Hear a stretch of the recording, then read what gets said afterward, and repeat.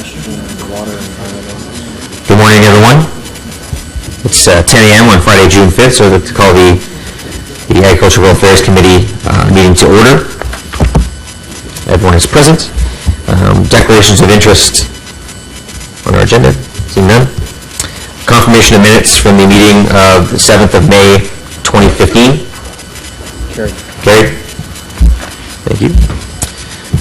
So a few items to go through as well as a presentation. I just have to read a obligatory statements prior.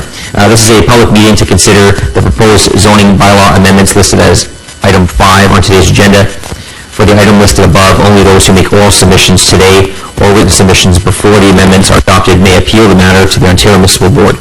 In addition, the applicant may appeal the matter to the Ontario Municipal Board if Council does not adopt an amendment within 120 days of receipt of the application for zoning and 180 days for an official plan amendment.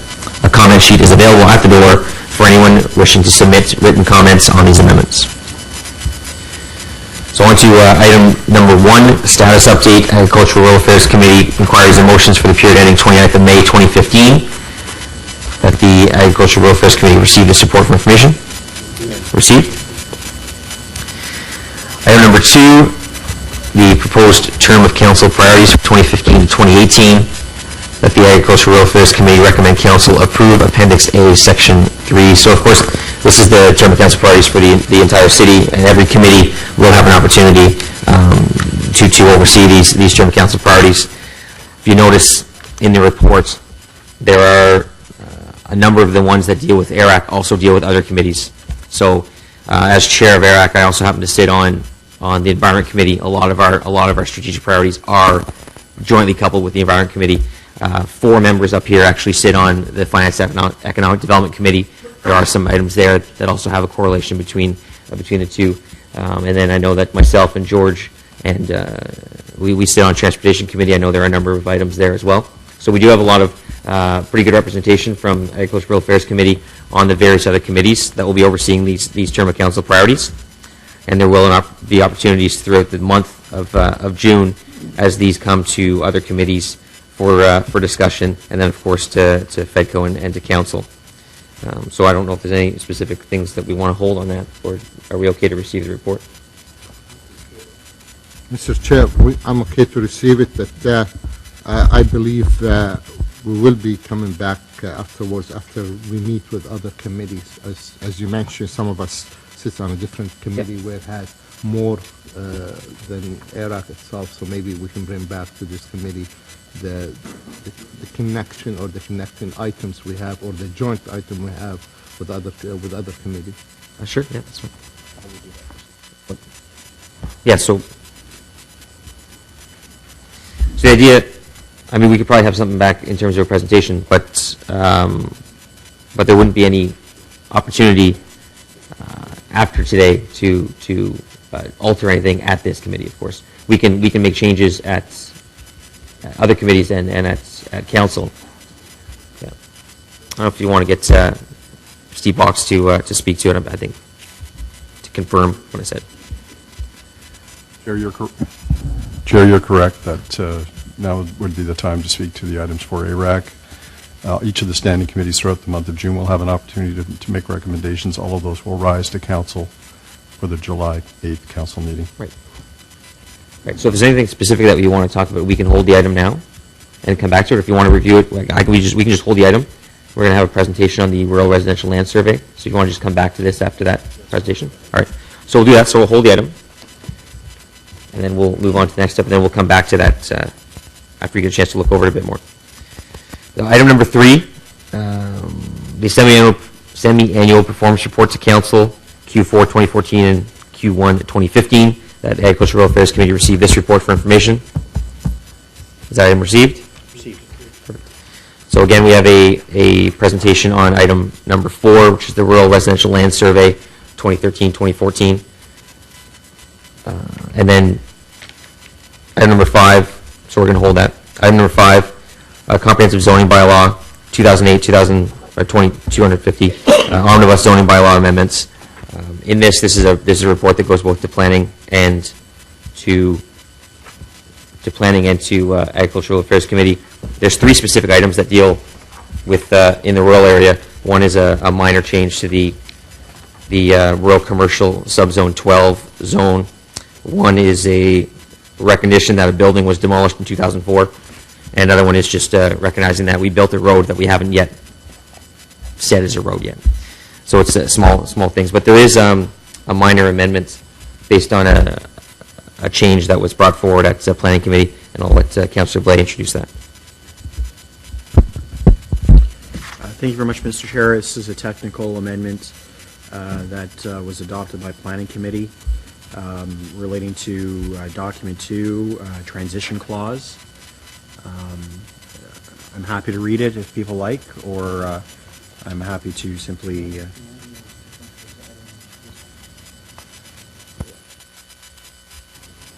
So the only thing different from the motion that was brought forward, and again, it's somewhat technical in nature, but the only one thing different was just the addition of a date, specifically suggesting it's from June 9th, 2013 to June 10th, 2015.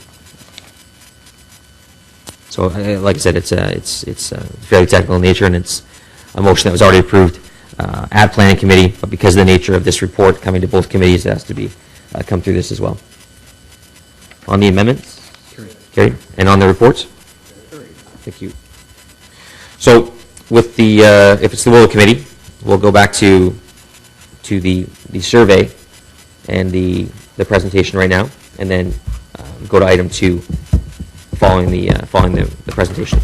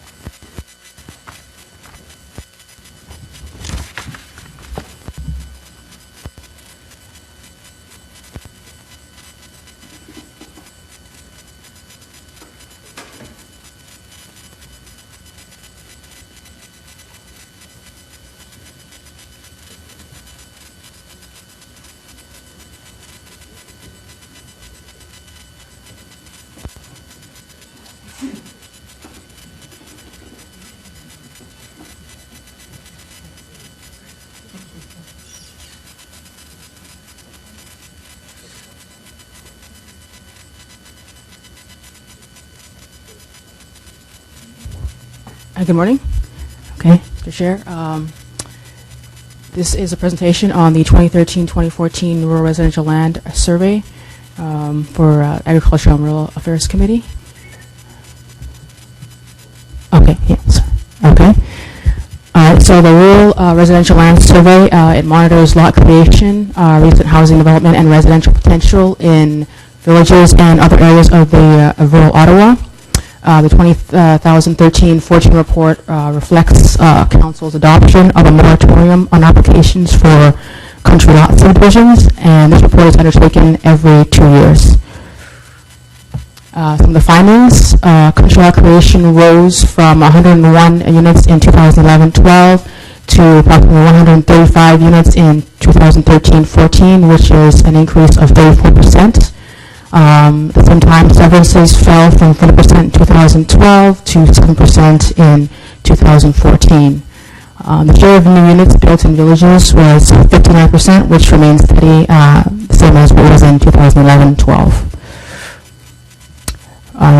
Findings are that there is potential for approximately 10,840 housing units in the rural area, and this represents sufficient housing supply for approximately 30 years.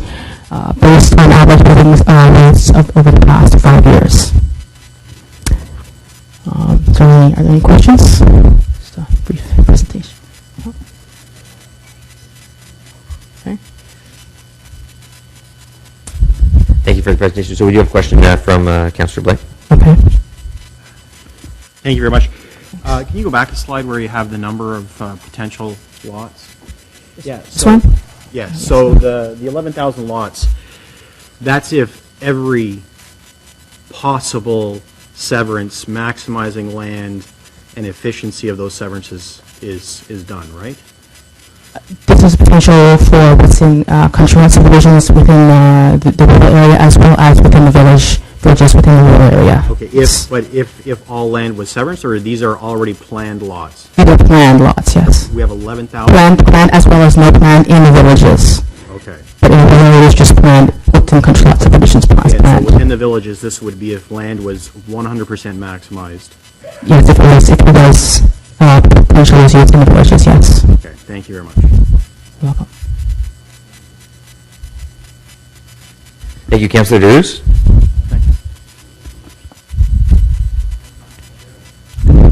Thank you, Mr. Chair. If you go back to the slide of the percentage, Previous slide?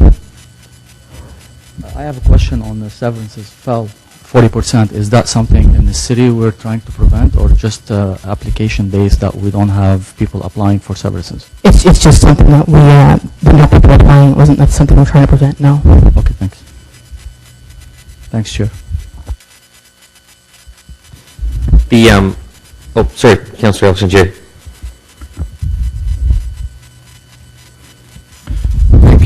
Thank you, Eva, for your presentation. But when you talk about the 10,800 available lot, Yes. is that taken in consideration all the EP area, the train track, setback, all those in consideration? Is those available lot to be built? Like, I know we hear, we have so many available, but then when the applicant comes in, we have so many area, whether EP or train track, right away. Is all that been taken in consideration? It's been taken into consideration, except for when environmental constraints areas have been removed. So if there's a constraint on the land, then that has not been included in our potential. Is not No. included. Okay, thank you. Thank you, Mr. Chair. So on that 11,000 number, I assume we're including the 3,000 potential estate lots. And then I know that in Richmond, let's say we have between 3,000 and 4,000 potential lots, but 2,000 potential lots in Manotick. So, but are we still looking at that 3,000 number when it comes to estate lots, including the settlement that we made with Kavanaugh prior to the official plan review last year? The voting on that. Do you know, just on this, do we have the number on the estate lots specifically? I don't have that number specifically. Okay. Can you repeat the question? No, it's just that when you're looking at the overall number. Yes. I know that at the time that we were doing the official plan review, we had looked at a number of 2,900 potential lots Yes. in the rural area, specifically in estate lot subdivisions that hadn't yet been developed. So I'm just trying to see if that. So those are, this includes the potential in the village of Richmond, yes. In the villages. Plus those.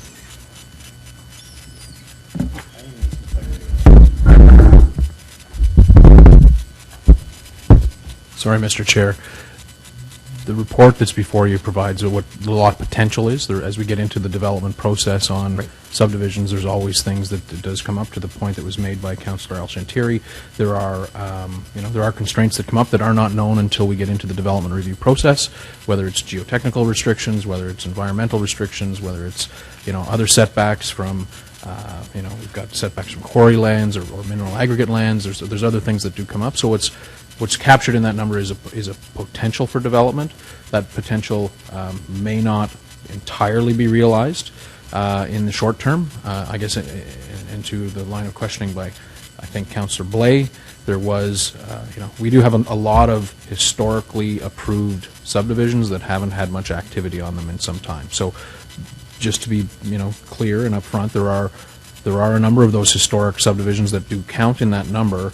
And it may be some time before those become developed because of ownership interests, because of market realities or demand in a particular area. We have seen a number of those subdivisions get acquired by developers that are intending to move them forward in a more quick or more expedited manner than they have been, or there's more activity happening on a lot of those old subdivisions in the last 3 or 4 years than there has been, in the 25 years preceding. So that trend may continue, but what's before you as far as that big overall number is about potential, and it's not necessarily that we're going to see all of those lots developed in the short term. Thank you for that, Mr. Moody. I think it would be quite helpful to see a geographic breakdown of where this potential is. As Councillor Moffat was indicating, there's several thousand lots in Richmond and Metcalfe and Manatee, excuse me. And I know when I asked this question during the OP process, I was told a grandiose number available in the East End, and when I asked for mapping of it, it was not subdivision approvals, it was not village lots, or it was village lots, much of which is actually being actively farmed and will not, in the near time, ever be considered for development. And it was all possibilities for severance based on 100% efficiency of your severances. So I'm not sure that those numbers are realistic, and I think it presents a false picture of the true development potential in our rural areas, and it's not balanced. It's very heavily weighted on one side of the city, which is not a good thing or a bad thing necessarily, except for when we consider infrastructure and the pressures that that unbalance is putting on it. So I think it would be helpful to get a report back before the end of this year on the geographic distribution of this potential and exactly how it's accounted for in terms of severances, historic subdivisions that are not active, how much of it is actually active farmland. For instance, most of the available development in the village of Navan is actually currently being actively farmed. And I'm not sure that that particular family has any desire to change that farming practice at the moment. Yeah, just to further that, I know that I have in my office I've got a map of all the different pending and approved draft plan of subdivisions across the ward. It would be helpful, direction to staff, if similar maps could be provided to all rural councillors so that you have those identified as to where they are and what the lot count would be in that specific area, so that we can see those numbers in those communities. Our report does contain lots Yep. mapping for the villages, which indicates where the potential is in those villages, and we do have a larger map where you can see the planned applications in the rural area that would be available to councillors. Yeah, I'll touch base with you later, because like I said, I have a specific map that's pretty key on that, and I think it would be beneficial for other councillors to have something similar. But I can touch base with you after and show you what I'm talking about. Any other questions on the residential land survey? No? So on the reports? Received? Thanks. So back to item number 2. Again, the term of council priorities. So again, I was speaking briefly about about shared items. They are shared, all of them. So we have a couple strategic initiatives or strategic priorities that are shared between Agricultural Affairs Committee and the Transportation Committee, which include the Transportation Master Plan, of course, in terms of the implementation of the Phase 1 projects, as well as traffic, pedestrian, and road safety enhancements. So those all come under the Transportation Mobility section. And then under Sustainable Environmental Services, there are 3 that are shared with Environment Committee that are Water Environment Strategy Phase 2, increasing the forest cover, as well as the Stormwater Management Retrofit Master Plan. Those are really the specific ones that do deal with AIR Act. There actually are only 5. But those specific ones, I don't know if we have any questions on those, if we want clarity or anything. Yeah. Councillor Oshantiri? Thank you, Mr. Chair. And Mr. Box, we know a lot of the, when we talk about roads specifically, is fallen under Transportation Committee. But obviously, that's something we hear time and time again about the road and the lack of funding, to say the least. Even a couple of years ago, the Mayor's Initiative, Ottawa on the Move, we make a huge investment in our road. But if you look in today's budget for road, it's almost $80 million less than what we had in the past. And that's creating a pressure time after time with the increase of the material cost. And the kilometer asphalt today is different than kilometer asphalt was 10 years ago. And we see we have less funding going to that area. So it's what it looks like it is we're falling behind even from the OMBI report, which is we used to be part of it as a city, and we would follow, measuring the success of our road, and now we seem like we're falling behind. I understand we did a huge step with Ottawa on the move, but now it seems we're going backward instead of going forward. So where and I know the Transportation Committee will be talking about this, but nevertheless, most of the roads today is in a rural area.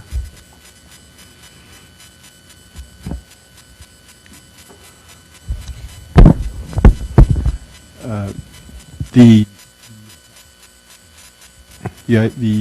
items that are identified in the appendices align directly with the Transportation Master Plan that Council had adopted. I know that you're quite correct. There was a dip in the allocations for road construction because the road projects were accelerated over the last term to minimize the impact in terms of transportation throughout the city while the LRT construction was going on through to 2018. But certainly an item I can discuss with you further with the Treasurer and with Wayne Newell. Okay, that's fine. I mean, I would be attending Transportation Committee meetings while and bring the same item. Now, when we talk about the storm management, and I said it in the last council to the Treasurer, and I know there's a review to take place about the storm water management along roads, and I believe way back in 2003 that policy has changed in this area, and I asked the Treasurer, and I'll ask you again, if we are to make any changes, I'd like to address the private approach, which is the entrance to people home in the rural area. Especially, I remember in West Carleton, we pay a fee with the development charge and at the township to maintain those private approach. Now, in 2003, I think the policy has changed, and in lieu of no longer taxing the stormwater in that area, will just, people will take care of their own culvert. Now, we seem we're going back to that approach, so my question is going to be, and I will continue asking the same question, what's going to happen to the private approach for those people who already paid the township at the time to maintain those culvert maintenance and functioning? Through you, Chair, I would have to... You're on. Well, just push it. Okay, you're on. Okay. Through you, Chair, I would have to take that away, Councillor, and speak with Dixon Weir and the Treasurer. Well, Dixon's here, and I already alerted him in the parking lot, so he got a heads up more than you did. But and I know it's going to go to a public consultation, and I know that we're going to be speaking about this more than once. But I mean, it's not just a rural area. To my knowledge, there's some in the urban area they have the private approach, and that policy was changed. My biggest concern is if you're going to change that policy, we have to honor the previous policy then. I assume that this will form part of the Treasurer's rate review, but I'll have to confirm that with the Treasurer. I see some head knocking behind you, so...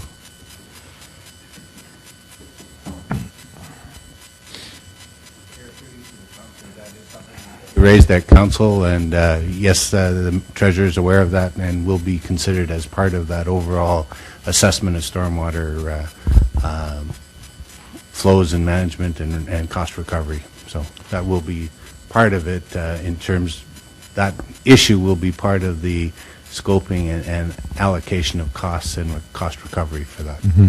Because I see here on page 126, we talk about the water environment strategy, and then you talk about the storm management. So obviously, that's something we're going to see some work done within 2015, 16, 17, and 18.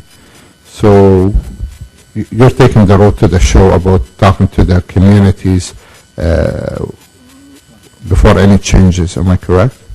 That's correct. There will be a public consultation element that will be a part, thank you, that will be a part of the water and wastewater rate structure. There will also be public consultation involved in those other two initiatives that you've spoken of. So there will be, provide lots of opportunity to hear from the public on all three of those different initiatives. Okay, thank you. Thank you, Councillor Chantiri. Councillor Blais. Thanks. So just, Dixon, just to follow up on what Councillor Chantiri was getting into. So as part of this process, we will also be reviewing our service standards, because I think that's the key, is that we need to look at the service standards too in terms of ditch maintenance and the private approach for new replacements. Chair, through you to the councillor, it is not, the water and wastewater rate structure is not intended to be a service level review. Okay. So that's a very important point. But I think the point that I am hearing from Councillor Chantiri is that there was a basis upon which certain decisions were reached previously, and those need to be understood as part of the go-forward basis for the water and wastewater rate structure. Sure, but if we don't change the service standard, if your culvert and your private approach breaks in 2018, it will still be your responsibility as a homeowner to fix it and replace it at your cost. Okay, I just... That's correct. So this is not, water and wastewater rate structure is not intended to be a service level review, and will not be. But if there were decisions that were reached previously and agreements, those have to be taken into consideration when we're looking at the basis around which services are allocated. So there's a bit of a nuanced difference between a service level review in my mind and the basis upon which costs were allocated previously, and I'm trying to separate those into two separate buckets, if I may. Sure. Okay. Yeah, I mean, we'll talk offline maybe, I think. Sure. Thank you. I know one of this issue comes up, of course, all the time. I'm sure you're hearing that now. And even, I know I have an email from someone that lives in Meadowbrook that even the same thing, I have to remind that individual that in 2003, the private approach bylaw changed, in which makes the culvert their responsibility. Fortunately, I have a bunch of staff that used to work for Rideau Township, and they used to have a process as to how they did that. And I think one of the challenges that we had when we changed that private approach bylaw was that when residents take on that culvert change, there is no process for inspection or for ensuring that they replace it the right way. So, for instance, in Carl Golf and Yacht Club, we're currently doing a survey of the ditches in terms of the elevations, because what we have is we have culverts that are installed too high, too low, angled in the wrong direction, so that it's almost a reverse flow. And whereas if we have a new installation, so when you come in to apply for a new private approach, we do inspect those. So we do ensure that the culvert is put at the proper grade and creates the proper flow. So there are some things that we've done that have created new problems, and I think we need to understand the changes that came in 2003, what the impact of those have been. And also, I wouldn't mind learning exactly what the cost of the program was before. So I have to assume that in 2001 and 2002, we were replacing culverts on behalf of residents. I think it would be worthwhile for the committee members to know what were those costs. I know I'm getting off topic because this isn't term of council priorities, but what were those costs in 2001, 2002 of replacing culverts on private approaches? Because if that's something that we want to look at going back to, then we need to know what we're talking about in terms of financial constraints. Is that something that we can find? Because I know in speaking to the guys that used to work in Rideau Township, it wasn't many, maybe 15 a year. So I'm not sure what it was citywide, 2001, 2002. I can take the question back to the treasurer and see whether or not those records continue to exist. Right. But because I think that's information that's worthwhile to have, especially if we're through this process, through this year and next year, to understand the impact. And if we want to look at using a different approach to reinstate that kind of a program, I think we need to know what the costs of that are. So I appreciate that, Dixon. Thank you. Any other questions on term of council priorities? And we have the environmental portion as well, includes the increased forest cover. I see David Barclay's here as our general manager of forestry. I know that the city has taken a strong approach to planting more trees, and Environment Committee and Agricultural Affairs Committee will be involved in that process throughout this term of council as well.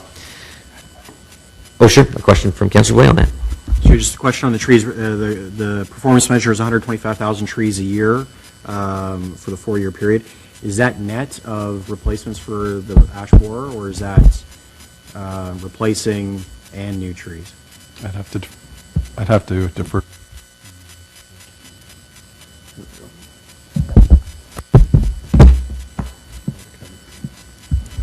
Through the chair, that includes the EAB replacements. Okay, so are we going to get a report on how much EAB replacement and how much new tree cover was planted so that we have an understanding of the true balance between the two? Absolutely. Okay, thank you. Thank you very much. I know one of the key things, and we dealt with this now as Vice Chair of Environment Committee last term, one of the key things that the city is doing in battling the emerald ash borer issue is that we aren't replacing, let's say, one species with entirely another species. So in situations in Alta Vista, one of the biggest challenges we had was that we had to go and cut down every single tree on the road.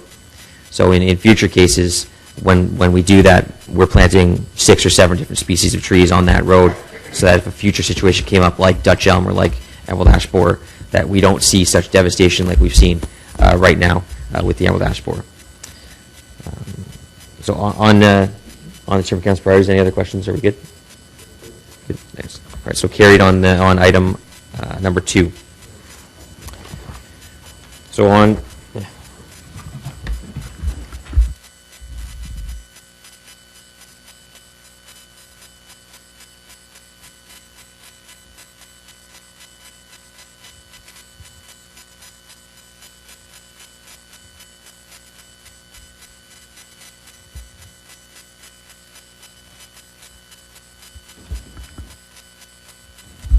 So I just have an item as to bring forward myself. I'm going to hand the chair over to Vice Chair DeRuse so that I can then introduce the motion.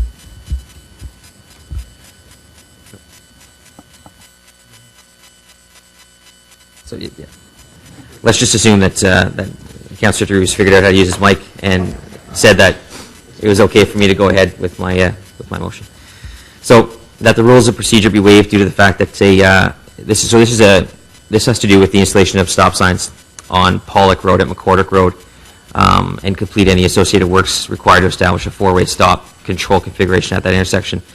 The reason why I'm asking for rules of procedure to be waived is this something I've been working on for a little while, but we just haven't got to this point yet. But every summer on Pollock Road, there's a summer theater camp, a summer theater and swim camp that operates, and it does generate quite a bit of traffic, and the proximity of that camp to this intersection does cause some concern. And in speaking with residents up along entirely the length of Pollock and the length of McCordick Road, there is support for this, 100% support for this. So essentially it's, I don't want to read the whole thing, it's a bit, but yeah. Sorry, so that the rules of procedure be waived due to the fact that the theater camp is located at Pollock, will be running through July and August, and there's desire for the 4-way stop to be implemented in advance to consider the following motion. On the motion? You have question? Just on rules of procedure. On the rule procedures, okay on that, yes. Right. Thanks. So on to the motion. So again, it's McCordick and Pollock. What's really interesting about McCordick and Pollock is that for one reason or another, the stop signs are on McCordick Road, whereas technically they should be on Pollock Road. So the major flow of traffic is the one that's being stopped. Pollock Road is not being stopped. So if it was done properly, the stop signs would be on Pollock instead of McCordick. But to do that, to flip them, what we end up doing is putting in a 4-way stop for about 6 months and then pulling the other 2 stop signs. So that would just cause more confusion in the area, which is what I don't want to achieve. So the motion here will call for a full 4-way stop at that intersection. Just go to the resolution that the Agricultural Affairs Committee recommend that City Council approve the installation of stop signs on Pollock Road at McCordick Road, and complete any associated works required to establish a four-way stop control configuration at that intersection. On the motion? Carried? Any question? You have question? Great. Nope. Okay. Thank you very much. Appreciate that. Right. And Councillor Drews has now abdicated the chair, so I get to take it back. Great job. Great job. I heard you did a good job when I was seconded to the birth of my son a couple months ago too. So, congratulations. All right. So on to the balance of the agenda. Any in-camera items? I know there's none. The open mic session. Now, we do have two people. I think both of these individuals are new here, I think, for open mic session. Our first member is Mike Wesley.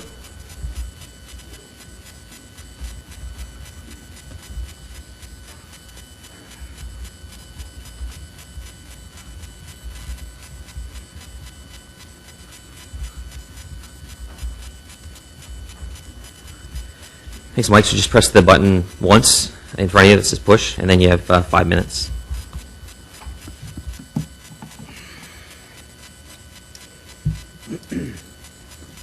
You, Mr. Chair and councillors, I'm here on the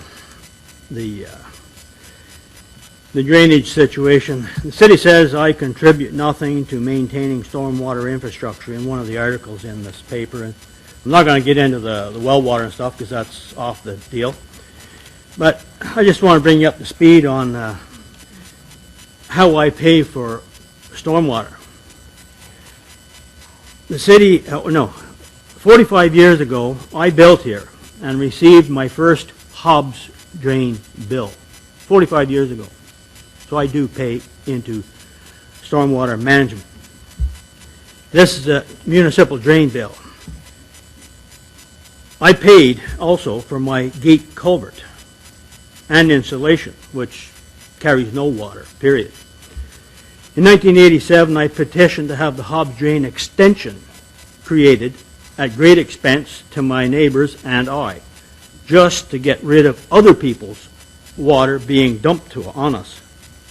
I have since had to berm my property to keep city water off because the drain down Conley Road cannot handle the water being dumped on us. Like Tomlinson's got a permit to discharge huge amounts of water. They just applied for a new permit to create more water on us, plus Taggart's. Councillor Moffat was at my place. He saw the berm I've made up that got washed out a year ago. I've since raised it another foot. This year we had no big runoff, so it's still intact. In other words, when water gets onto my property, there's no way for it to get off. So stormwater management, that Hobbs Drain extension, all that, that's no use to me. What it's there for is to get rid of other people's water. An illegal diversion was created in 2005 from Flowing Creek to the unopened road allowance, directing water to Conley and Fluellen. The Robinson report shows 10 times the amount of water this drain was meant to handle when they did a study. This is a few years back when we tried to get the Flowing Creek turned into a municipal drain. A larger culvert was installed under Fluellen at Conley, which I protested back in 2011 to no great concern to anybody. And that's up against the smaller culverts downstream that the city did reinstall downstream, like 3 brand new houses. There were bigger culverts, but they put in smaller ones. Why, I don't know. Conley Road has been raised over 4 feet over the years, just to keep it from flooding. So you can see the need for my berm. We had a roadside meeting May 6th. My understanding was Fluellen Road would be cleaned out between the Massey's gate and Don Arthur's place. Any of the high spot and the muck that's in there. Right now there's no water coming down because it's all held up at the Trans-Canada Trail. I just took a bike ride in there the other day, and the culverts are totally submerged, and on the south side of the Trans-Canada Trail, the beaver have it all blocked up. Tomlinson's has a permit to discharge a huge amount of water to our area, has asked for another. Taggart also. Charge to these groups should be made to provide water outlet in our area. We shouldn't have to pay for their water. to get away from our place. And I do mind having to pay to provide outlet to get rid of other people's water and get flooded out to boot.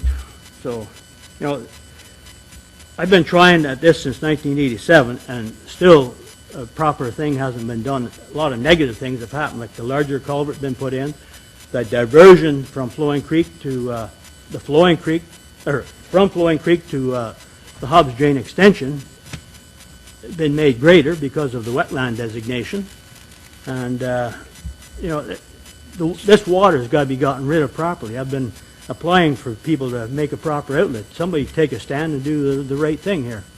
Make an outlet for all this water. Scott, yourself, you're supposed to have a meeting with Tom Black to verify that the pipeline drain can adequately hold any water going down there. The culvert at Don Arthur's place is 3 feet in diameter. The culvert that feeds it is 7 feet diameter. How does that make any sense? Right next to that 3-foot culvert is a 12-foot concrete box culvert put there in the 40s.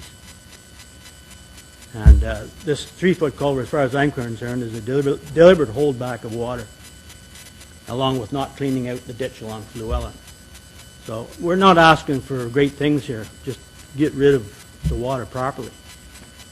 Anyway, that's... Thanks, Mike. I know that obviously myself and Derek were there Yep. with you, as was Chad Finley and Mark Gagne and Dave Ryan.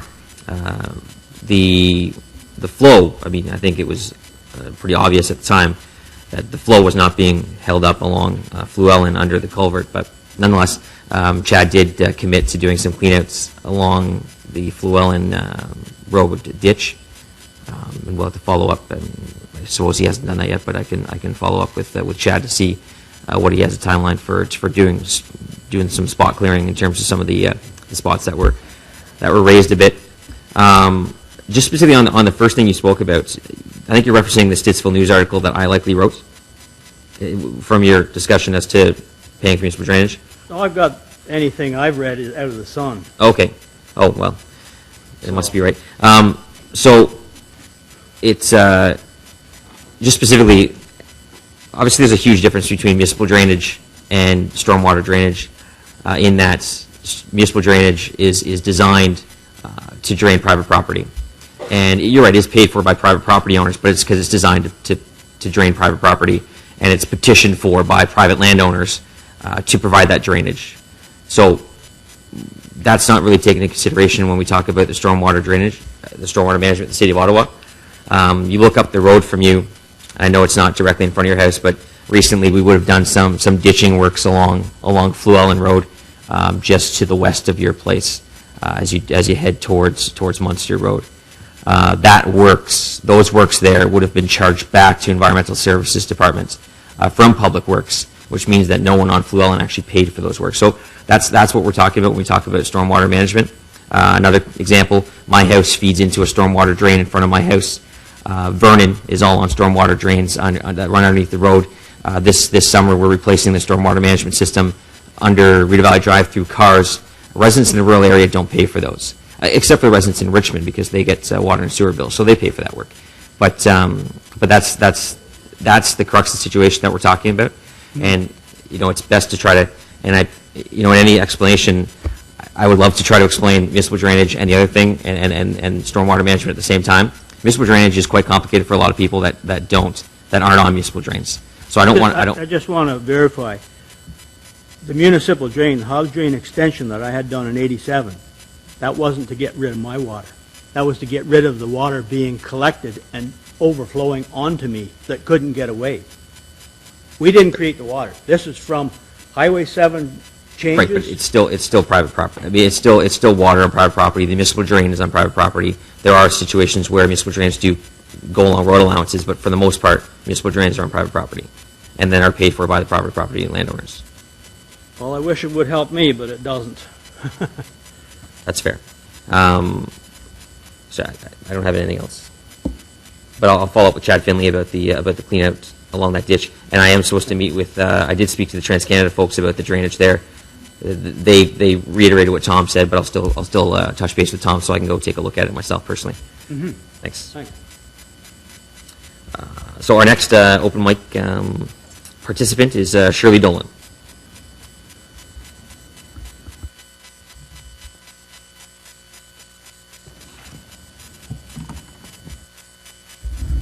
Thanks for coming, Shirley. Just press the button once, and then you're good to go in 5 minutes. Okay, hoping I'm on. I am, okay. Yes, good morning, Mr. Chair and councillors. And I want to speak on 2 items today. And the first is something you and I have talked about through email, and that is the opportunity to have some of the AIRAC meetings in the evening. And I know you said it depends on the agenda, but there may be more people that would show up depending on whether it was in the evening or not. I still do get the occasional feedback from people saying that they would like to see the meetings in the evening, and there's no guarantee that there would be more people showing up then. But based on the discussions that we had in February following the governance review, there was a suggestion that we would have some in the evening, and I just think it would be nice if we did have some, particularly in the summer. So that was item 1. Now the second one was related to the staff report on the stormwater and water. And I do appreciate the feedback that I got from you, and also the heads up that this had nothing to do with metering wells, although I think we did understand that. And also the discussion that I had, I believe it was yesterday, with Councillor El Shantiri. It is becoming clearer, I think. It's a little bit more complex, I think, than anybody thought, including staff. I guess one of the triggers in the report was that there was a potential for rates to change, and that it would affect potentially all rural residents. And in the report, we couldn't really see anything that related to us, to many of us, I should say. You've clarified the fact that some rural residents do have sewers, and I understand that. But that's why I think you see an extrapolation to, well, I pay for municipal drains, I'm already paying, or are you going to be double dipping? So I guess we do look forward to the public consultations, and we're hoping that the report that comes out is broad enough and clear enough that people will be able to understand exactly what we might potentially be charged for, because it's looking more and more like there may not be a charge certainly for sewers, but the culverts and the drains are another story. Thanks for that, Shirley. I just on the first point, you're right. So we do have a commitment to have meetings in the evening when necessary. The one thing that I should point out that we wouldn't hold, I don't think we would hold an evening meeting just to benefit the open mic session, because if you look back to previous years, there wasn't a massive increase in open mic participation, whether or not we were in the evening or in the daytime, or whether we're in the rural area or downtown. But what it does come down to is on the agenda items. So as you can see today, everyone in this room, aside from yourself and Mike, and maybe a couple others, are staff.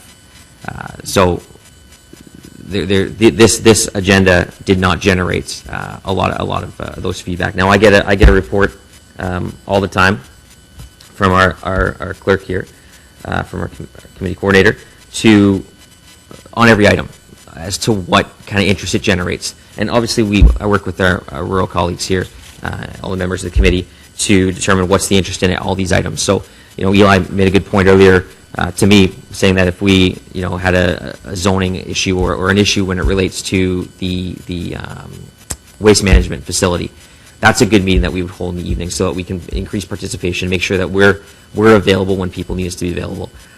But on an agenda like this, there's nothing in here that would necessarily warrant this meeting being at 7 o'clock at night versus 10 o'clock, because then all these people have to come out at 7 o'clock, which you don't want to pay them to come here at 7 o'clock. So But yeah, so there's no question that we are open to having these meetings in the evening. We purposely moved this meeting to Friday so that we can maintain this location. We had looked at bumping it up to Tuesday or Monday, but this wasn't available on Tuesday or Monday. I didn't want to go back to City Hall with a meeting. I wanted to stay in Ben Franklin Place. But certainly in the future, we'll be looking at every agenda whenever it comes forward, determining those items, and basing the start time for the meetings, whether it's summer or winter, to be honest with you, to make sure that we're being as open to our rural residents as possible. And if I may, I do appreciate having the meetings here. I know I still get some comments, why is it not in the rural areas, but I personally appreciate having them here. I think that living in West Carleton, I always find I have to drive further than everybody else. Yeah. I know that's not the reality, but it just feels like that. Especially So- those darn VARS meetings. I mean, So I do appreciate having the meetings here. no worries. Thank you. And I can guarantee on the other subject that every member of this committee is going to be pretty heavily involved in the stormwater process going forward as to how we do it. I remember, if you go back to amalgamation time, Hempson Consulting brought forward a report that suggested there be an urban levy and a rural levy. For whatever reason, the transition board at the time didn't adhere to that, and they just stuck it all on the tax rate, or on the rate budget. So, why they did that, I don't know, but these are things that we'll be looking at. But at that time, they had looked at a two-tiered sort of rate structure. I think that's probably fair. Maybe even going to the urban or the transit rate, which is a three-tiered structure, would probably be more fair. But we'll be looking at that as we go forward, and appreciate your involvement. Thank you. Thanks. Oh, question from Councillor Drews. It's okay. I just want to thank you, Mr. Chair, and thank you very much for being here this morning. I just want to assure you, and we did speak to our resident when we changed the location because it's very sensitive for our rural area. And I want to echo my colleagues' concern, but these meetings, when the agenda is not heavy and there is only staff, it's better, more productive to have it in these places. But anytime there is public consultation and anything it relate to any issue in the ward, we will have it in the evenings to provide to our resident convenience. So I just want to make sure you know that. Thank you. I appreciate that. Thank you. Thank you, Councillor. So on to the rest of the agenda, notice of motions for consideration of substitute meeting. I think Councillor Drews has a notice of motion. You can just read Thank the you, resolution. Mr. Chair. I'm going to get a training on that mic very shortly. So I have a notice of motion and... You can just read the resolution because it's just a notice, so we'll deal with it next month. Therefore, Yep. a requirement through the Risen South Nation Source Water Protection Plan to complete septic inspection on private septic systems within wellhead protection area. And whereas the Ottawa Septic System Office is equipped to conduct these inspections and will be completing them in order municipality. And whereas cost of these inspections within other municipalities are being offset by provincial grants, which larger municipalities such as Ottawa are not eligible for. Therefore, be resolved that staff will be directed to work with the Ottawa Septic System Office to develop a 2-year program to offset costs for private septic systems which require inspection as a result of source water protection plan. And therefore, be it further resolved that a budget for this program not to exceed $50,000 per year to be established with the existing budget envelope for the rural affairs. And therefore, be it further resolved that any further extension of the program beyond the initial 2-year require subsequent council approval. Thank you. So that stems from the source water protection management plan that the 3 conservation authorities came up with recently. Of course, in the RVCA, there's 16 municipalities. 15 of them get grants from the province, and we don't. So this is what comes from that. So we'll have that discussion next month. Any other notices of motion? Seeing none. Inquiries? Seeing none. Other business? None. Adjournment. Now, just before we adjourn, we have to reconvene as Quarter of Vision to deal briefly with the Divine Municipal Drain north of Divine Road, which I believe there's no one here for. So that won't take long. So on adjournment? Carried. I'll just do it right now. It's going to be quick. Well, Talk to Serge when people are...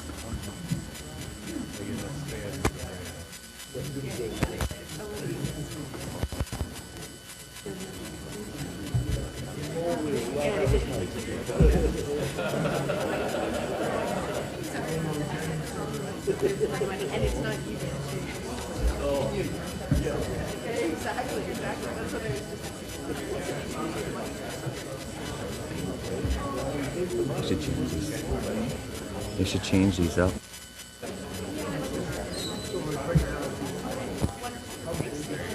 That's on.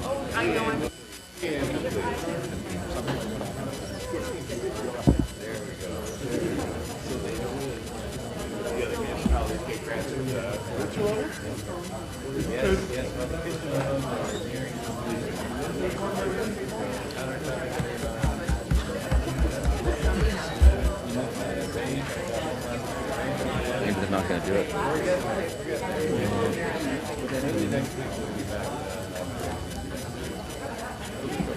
I got you. Uh-oh. Turn on yourself. You already met with the developer. It's a small-time guy.